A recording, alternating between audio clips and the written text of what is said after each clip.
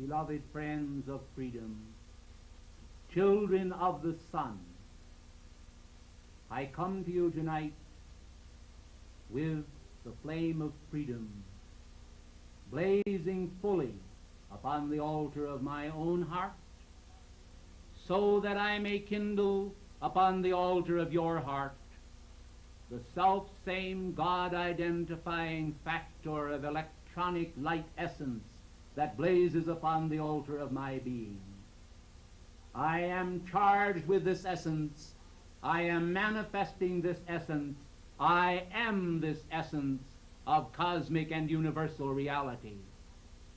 When all of you concentrate together then upon the sacred force field or chakra of the heart, it will help to produce a manifestation of God awareness, which is the fullness of the cosmic intent for every man-child upon this planet and upon all planets in all systems of worlds. For there is a universal drama being enacted everywhere, and this drama is filled with the poignant manifestation of the love of God. This is a love of innocence, a love of purity, and a love of wholeness that enables the identity of man to become clothed upon with the majesty of the eternal robe of man's universal identity. Down through the ages, lesser images have formulated themselves in mortal consciousness and have caused individuals to constantly fear that they were falling short of the glory of God. Yet such was never the idea of the Eternal One.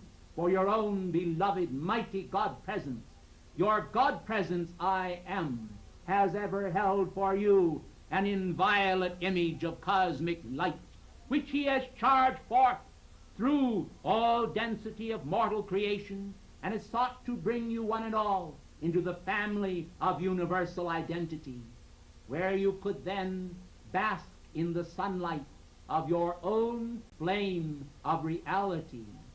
A very important part of yourself, I am sure, but one that is far too frequently neglected, because individuals are often caught up in the strange miasma of the shadow self and do not understand the nature of the great blazing body of light substance that constitutes the real being of man. The real being of man is a configuration of such dazzling reality as to absolutely cause the soldiers guarding the tomb of the resurrected Christ to fall to their knees, to be blinded, to be unable to see the light of day for some time, because of the effulgent outpouring of light substance through his resurrected body. Consider then the potential of your own individual identity when you are able to grasp that principle of cosmic universal buoyancy that will bring you a feeling and release from all identification whatsoever with mortal substance, that will give you for all time a cosmic universal sense of the fire of the heart.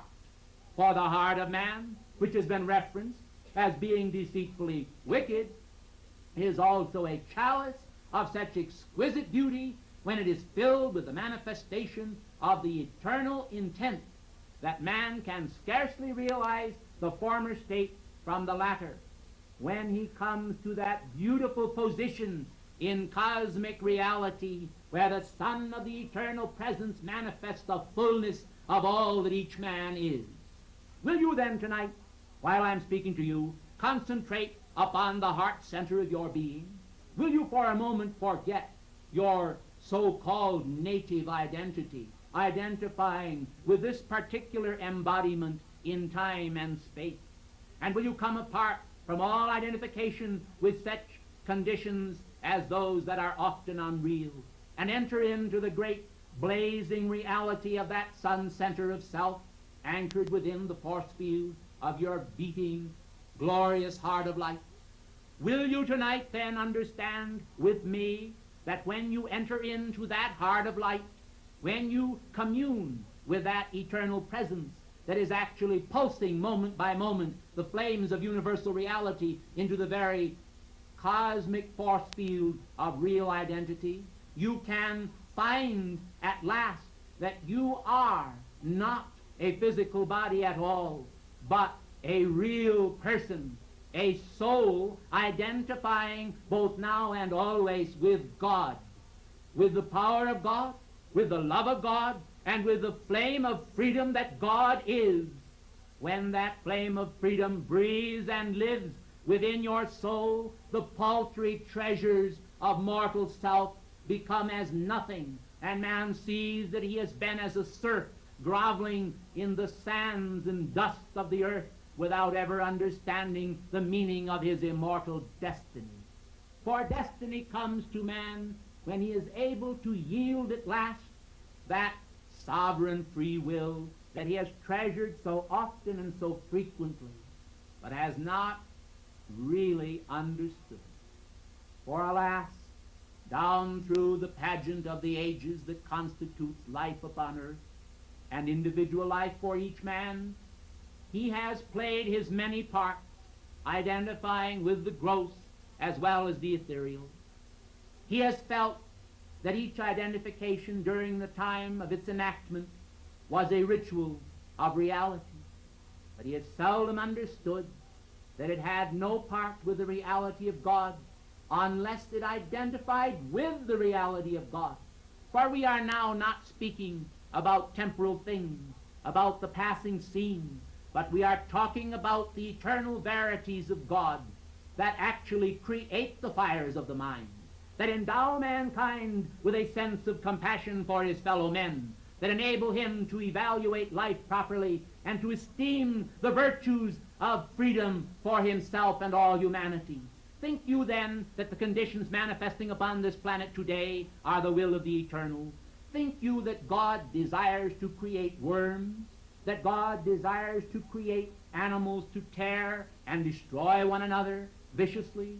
Think you that God favors war and deceit and false judgment? Certainly this is not the activity of the eternal, but it is the activity that mankind has engaged in through the centuries, which is the compounding of that which individuals call history. We are come to flood forth to you all tonight the purity of his intent. Thou wilt not leave my soul in hell, nor suffer thine Holy One to see corruption. Understand then that each of you and every precious soul that God did ever form was, as you would say, in jeweler's art, 24 karat pure in its intent. God created men with the inward implanting of the cosmic seed that was intended to dispense to them throughout the entire period of their nativity and identification, through their novitiate, through their upbuilding and up to their mastery, the full reality of the blazing purposes of life, that they might not be lost in the wilderness of self and find there that they thirst for the waters of immortal reality. We say to you then, O everyone that thirsteth, come and drink. Come and buy wine and oil. Come and partake of the fountain of that reality that is within. And let your hearts be still from fear. There is no need to fear. In the stillness of the radiance of cosmic purpose within the domain of your own internal destiny, there is, in the eyes and intent of God, the plan to keep you in the spirit of the Christ alive forevermore. God has no intent to let the flame that lives in you now die, not only not now, but never. For he will not leave you in despair or comfortless. He will bring to you the radiant reality of himself.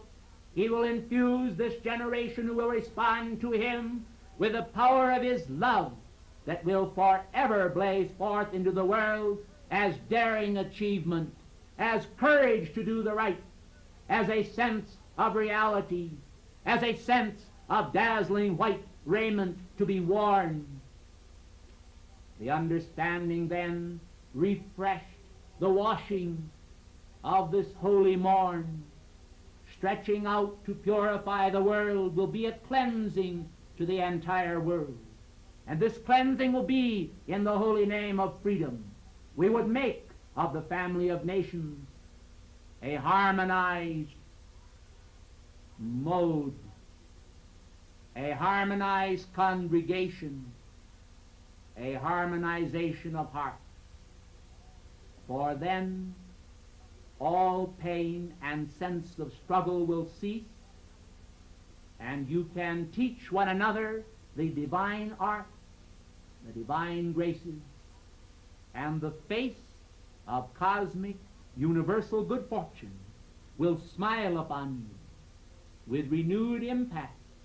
The glowing sun, the sacred fire of that reality, will touch your soul, will infuse your mind, will sanctify anew a perfect generation in the never-failing light of God. And so I say to you, in freedom's name, be not afraid. For the mustering power, the power of intensification of the flame of purpose is within you. Activate it. Demand it.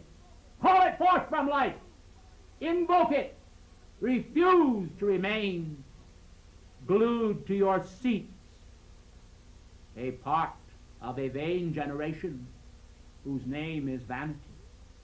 Instead, seize the burning brand that is held within the cupped torch and release thy being from fear and unbelief.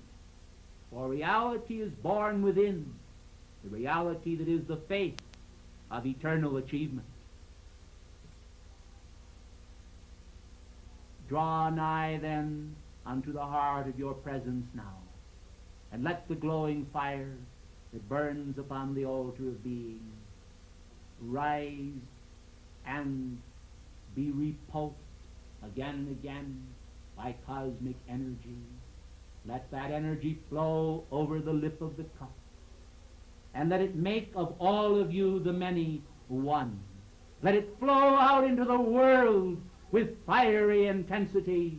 Let it hoist the banner of freedom high from every public building, from every tree, from the air that breathes the spirit of freedom. Let men learn once again to say, I am free, and to mean it.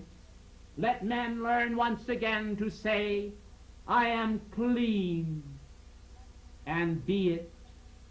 Let men learn once again to say, I love, and mean it. Let men learn once again to say, I am one with thee, my Father, and see that it happens because they want it to. Let all generations call him blessed. Let the powers of the Christ multiply within the head, the hands, and the consecrated hearts that are the chelas who in this day shall not fail to exert those required efforts that will bring about a renewal of momentums upon the planetary body, that will cause the congregation of the Great White Brotherhood to once again be convoked at will, and to see to it that we once again can stand as directors of men and women who will understand the meaning of travail for a purpose. When this is done, I say to you that nothing shall stop this generation from moving forward to their divine destiny and finding at last the secrets of the ages concealed within the vital essence of the flames, within the point of contact in their own hearts. I, Sanctus Germanus, holy brother of the light, in the year of our Lord 1969, surrounded by the perils of men, say, the torch blazes on. The torch shall not go out.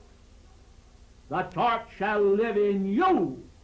I decree it so in the name of God. I am.